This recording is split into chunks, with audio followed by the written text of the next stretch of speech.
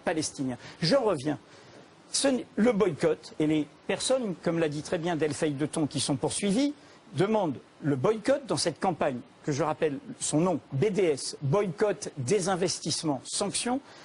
Campagne internationale. Le boycott, et il y a des décisions internationales, notamment de cours de justice internationale, qui jouent dans cette jurisprudence et qui sont contraires, c'est là où ça se va jouer.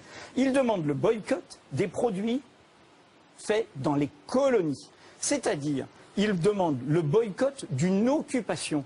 Ils demandent le boycott d'une illégalité. Ils demandent le boycott d'une situation qui est condamnée par toutes les résolutions des Nations Unies. C'est-à-dire la poursuite de la colonisation par des extrémistes israéliens d'extrême droite, je le redis, on leur interdirait de parler. Ça n'a rien à voir avec des pays. Ils demandent le boycott. Ils demandent le boycott, encore une fois, de produits qui sont nés du vol, vol de la terre, vol de la richesse et oppression sur un territoire. Comme l'a dit un des orateurs israéliens au Panthéon, dans BDS, le mot important c'est S.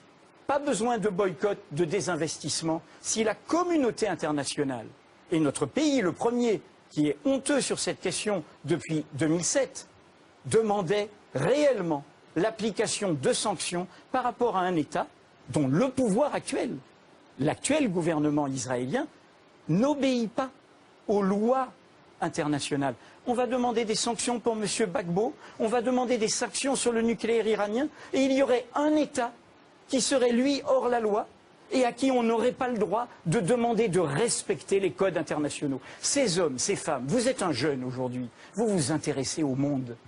Eh bien, évidemment que la question palestinienne se dénie de droit depuis 60 ans, va vous mobiliser.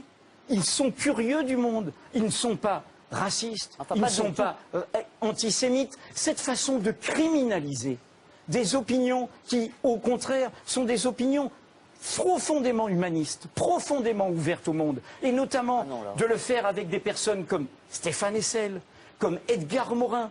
Et sincèrement, on sait tous, puisqu'il l'a dit, le président du CRIF, nous avons manœuvré pour l'interdiction. Comment une communauté... Il a dit nous étions à la manœuvre. Nous étions à la manœuvre, nous avons manœuvré. Eh bien, en clair, comment dire, on va avoir des interdits communautaristes. Leïla Chaïd a eu une phrase formidable, et j'en termine là au Panthéon. Ils ne veulent pas qu'on aille à l'école normale, mais où est-ce qu'ils veulent qu'on se réunisse pour discuter? Dans une mosquée? Dans une église? Dans une synagogue?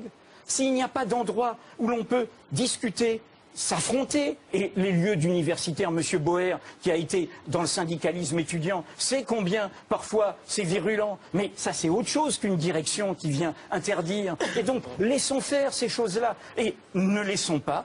Sincèrement, ce sont les pires ennemis d'Israël qui demandent ces sanctions. Ce sont ceux qui, loin de défendre Israël, l'accompagnent au bord du gouffre. Ce sont, avec des amis comme ça, Israël n'a pas besoin d'ennemis. Ce sont des gens qui, profondément, ici en France, créent une situation d'extrémisation, de radicalisation, au lieu de défendre simplement les principes du droit universel.